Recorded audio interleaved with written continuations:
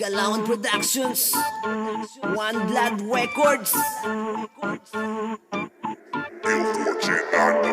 Ang dami nang nagbago, sino nga ba ang dapat sisihin? Nakakapanibago ang makamundo, sino ba ang salarin? Ang dami nang nagbago, sino nga ba ang dapat sisihin? Nakakapanibago ang makamundo, sino ba ang salarin? Sino ba sa atin? Gang gang. Sino ba sa atin? Gang gang. Sino ba sa atin ang dapat na umamin? 1996 pinanganak ako hanggang sa nagkamalay. Batang 90s, alam yan ang kasabayan. Ang dami na nagbago, hindi tulad ng dati kabataan ngayon. Halos hindi ko na mawari. Ang respeto mo saan kung murahin ng magulang pagkatapos pag-aralin halatang wala kang galang. Tapos binta katawan, ang dami na sa social media.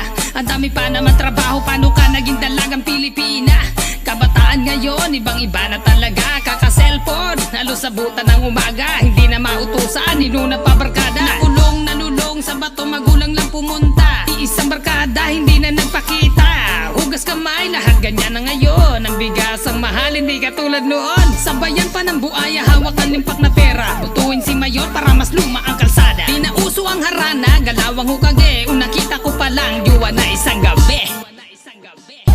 Ang dami nang nagbago, sino nga ba ang dapat sisihin?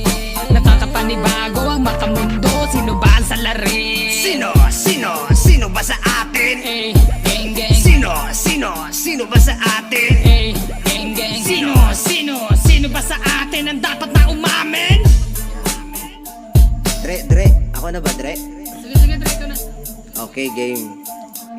Ang dami na nagbago, halos lahat binago. Tayong lahat aminin nyo sa dati ay malayo. Lalo na't nagkatrabaho at buhay pamilyado. Isang obligasyon na porsigido, sakripisyo ng pinatapat na laga. Puro luwang kasama, puro bisyo lang alam. Ang hihingi sa matina, wala tayong pake sa nararamdaman nila, basta tayo'y makasabay sa bawat uso ay malaya. Sobrang layo na sa dati, na utak taong kalye. Bawat gulo sumasablay, di ka pwedeng sumablay kasi sobrang saya. Lalo't barkada ay kasama, puro sariling iniisip, masaya pang tumatawa. Hindi natin napapansin sila din, napapagod din minsan sila'y kumikimkim, umiiyak na palihim. Ayaw nilang makita mo at wag ipadama sa'yo na sobrang hirap buhay nyo, kaya lahat ay may milagro. At pagdating sa politika na iniisip puro pera, magagaling sa umpisa. Pag umupo ay sino ka, hindi ka nila kilala. Mga pangako'y walang bisa na nagbubulag-bulag, ang literal na mga walang kwenta. Pero teka, hindi naman kami perpekto. Sadyang natuto lang kami na kumilala ng husto. Ang dahilan nga ay kayo, lahat ng yan ay di imbedo. Kailangan kaya itong magbabago ang pagiging makatao. Sobrang taas na nabilihin at kung ating susuriin ang pasaod sobrang baba, hindi sapat bawat gastusin. Dapat kaya na respetuhin mga namumuno sa atin. Para sa amin, hindi dapat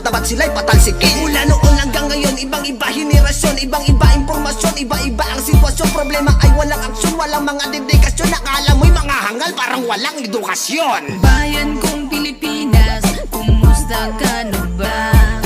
Parang di na kita kilala simula nung iba na namamahala. Ito na ba ang bansa na pinaglalabanan ng mga bayani? Malaya na sana tayo, kaso tayo rin ang umalis ng puri. Ang dami nang nagbago, sino nga ba ang dapat sisihin?